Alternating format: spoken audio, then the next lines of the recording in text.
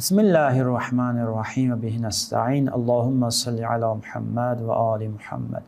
Selamun aleykum və rəhmətullah əziz dostlar. Hər vaxtınız xeyir olsun.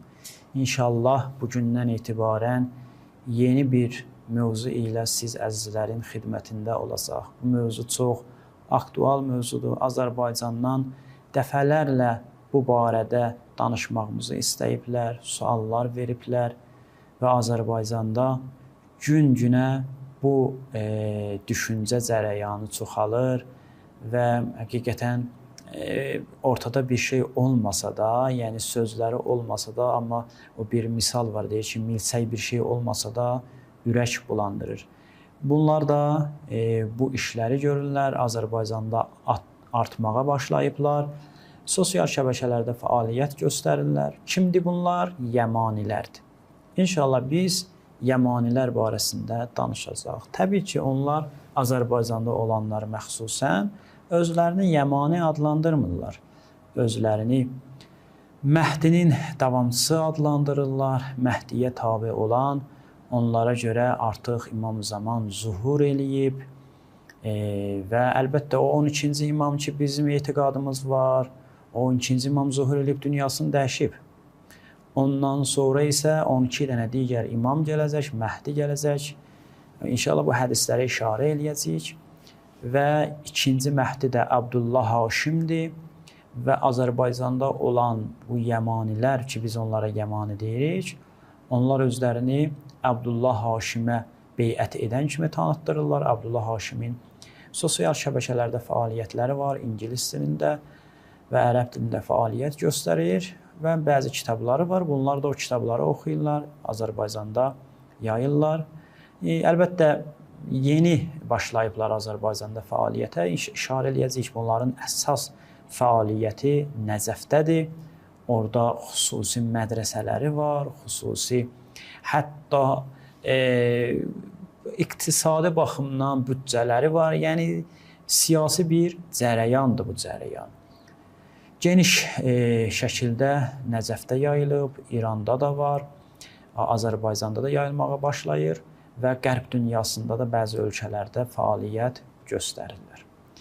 Bunların barəsində danışmazdan öncə, əlbəttə biz istəyirik tarixçəsinə işarə eləyək qısa şəkildə və daha sonra şəxsiyyətlərinə, hansı nümayəndələri var, hansı dünyasını dəyişib. Məsələn, Abdullah Haşim ki, Azərbaycanda onu ikinci Məhdi bilirlər. Birinci Məhdi Əhməd İsmailibdir, o Yəmani iddiasını eləyən ki, dünyasını dəyişib, bəziləri deyirlər, nə bilim, qeybət çəkilib, indi ixtilaf var aralarında. Abdullah Haşimi ikinci Məhdi bilirlər. Biz istəyirik bunların barəsində, tarixçəsi barəsində, ideologiyaları barəsində, nə bilim, qolları barəsində, özləri neçə dənə qola bölünürlər, bəzən bir-birlərini qəbul etmirlər, bu barəsində danışaq. Daha sonra isə keçək bunların 3 dənə, deyək, biz ki, bölürük bütün dini 3 hissəyə, etiqad, əxlaq, əhkam.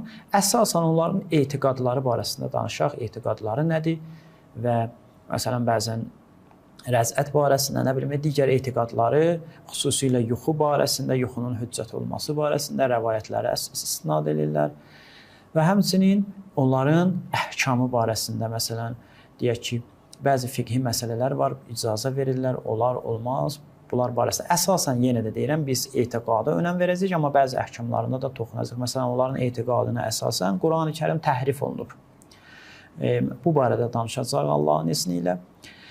Bir məsələyə toxunum, qısa şəkildə bunun üzərindən keçək, ondan sonra əsas mövzumuza daxil olaq. Bunların yaranmasında əsas hədəf hövzəni dağıtmaq olub. İslam şiələrini, yəni alimlərini, şia alimlərini məhv etmək olub və hətta bunlar neçə dəfə Nəcəfdə səy ediblər, bütün şiələri terror etsinlər, bir dəfə bu işə əl atıblar, amma müvəffəq olmayıblar. Yəni, bunların qurulma məqsədi şiələri vurmaqdır. Onlar şia alimlərini, mərci təqlidləri vururlar və hətta onlar deyirlər, bunlar ölməlidir və təqlidi də qəbul etmirlər təbii ki. Digər məsələlər, yəni siz baxsanız görərsiniz ki, bunlar siyasi bir cərəyandır və Abdullah Haşim özü də Siyonistlərin bir qolu var, inşallah işarə edəcək, onun nümayəndəsidir Abdullah Haşim. Mən istəyirəm ilk öncə Yəmani sözündən başlayam. Yəmani nə deməkdir? Bugünkü verilişimizdə onun barəsində danışacaq, nə qədər imkan var. Daha sonra isə Əhməd İsmail ki, bu Yəmaniliyin bünövrəsini qoydu. Təbii ki, əvvəllər də olub, Yəmani iddiasında olanlar çox olub. Lakin bir növ cərəyan formasını özünə aldı və ətrafında insanlar toplandı. Hətta onların təşkilatları oldu.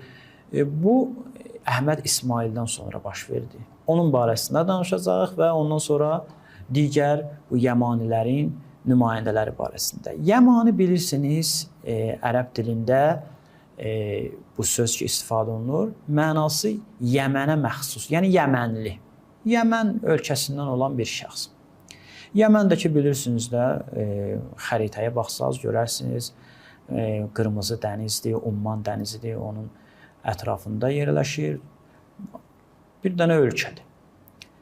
Hədislərə əsasən, mən inşallah oxuyacağım hədisləri, bu hədislər mötəbər hədis kimi sayılır və hətta Əhl-i Sünnənin mötəbər mənbələrində də var, Buxaridə var, Müslimdə var, Əhməd ibn Həmbəlin kitablarında və digər kitablarda da gəlib bu.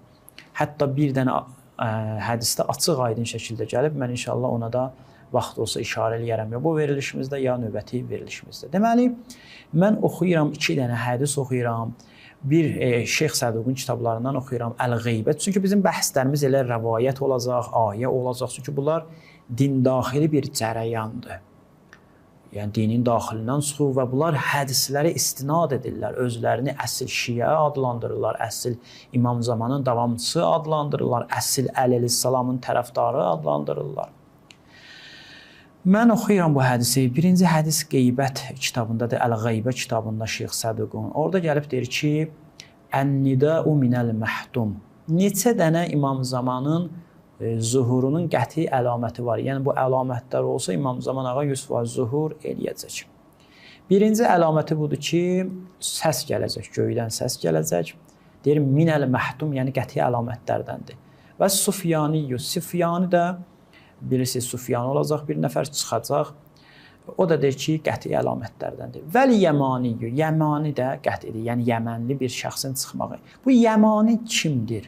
Xüsusiyyətləri nədir? İşarə eləyəcək inşallah ki, hətta biz tətbiq eləsək, Əhməd İsmailə bu tətbiq olunmur. Çünki hədislərdə açıq aydın şəkildə deyib onun xüsusiyyətləri hardan çıxacaq, necə olacaq. Və qətlun nəfsi zəkiyyə, o zəkiyyə nəfsin öldürülməsi və kəffun yətla'u minəs-səma minəl məhdum ki, Mədinədən deyir, Məkkə arasında bir yerin çökməsi, bunlar qəti əlamətlərdəndir. Şeyx Səduqda bunu gətirib səhifə 252. Və Kəmal-üddin və Tamam-ı Ni'mə kitabında da bu məsələyə elə işarə edib ki, və innə min əlamati xurucihi xurucu Sufyani minəş-Şam. Sufyanın Şamdan çıxmasıdır, Həzrəti Məhdinin zuhurunun əlamətləri və xurucul Yəmani, Yəmaninin də Yəməndən çıxmasıdır. Bu hədislərimiz var, Səhih Buxaridə də bu hədis gəlib. Mən icazənizlə bu hədisi oxuyum qalmasın, çünki hədis bəhsimiz bitsin. Növbəti dəfə isə Allahın izni ilə o xüsusiyyətlərə işarə eləyərik ki, bu şəxsin xüsusiyyətləri nədir? Əhməd İsmailə tətbiq olunur, yoxsa Əhməd İsmail kimdir? Çox eşidəcəyik bu adı, həmən şəxs ki, özünü ilk dəfə Yəmani adlandırdı, daha sonra İmam Zamanın səfiri adlandırdı, daha sonra İmam Zamanın oğlu adlandırdı. Deməli, mən bu hədisi oxuyuram, bununla bəhsimiz bitir. Buxaridədir bu, 4-cü cild səhifə 484. Deyir ki, la təqumus saatu, qiyamət bərpa olmayacaq, hətta yaxruc, çıxana qədər kim? Rəculun, bir kişi min qəhtanə. Qəhtan elə həmən Yəməndir. Qəhtaniyun deyirlər, bəzən Yəmənli, bəzən də Yəmani deyirlər. Ki, yəsuqun nasa bi asah. Əsası ilə insanların eləyəcək, sövq eləyəcək, dinə, İslama sövq eləyəcək. Bu, mötəbər kitablarda var ki, bir nəfər şəxs gələcək, İmam Zaman zuhur etməzdən qabaq, məsələn, Səhih Buxaridə gəlib, qiyamət bərpa olmazdan qabaq və bu şəxs insanları hidayət eləyəcək, insanları doğru yola dəvət eləyəcək, haqqa dəvət eləyəcək, bayrağı da haqq olacaq, inşallah işarə eləyəcək. İndi Bəzi alimlər, bəzi insanlar indi alim olub, istərində alim də olub, özlərini nə adlandırıblar? Yəmani adlandırıblar. Əhməd İsmail də 2002-ci ildə gəldi, özünü Yəmani adlandırdı. Sonra hansı işlər gördü? İnşallah gələcək verilişlərimizdə işarə edəcəyik. Vəssalamu aleykum və rəhmətullahi və bərəkatuhu.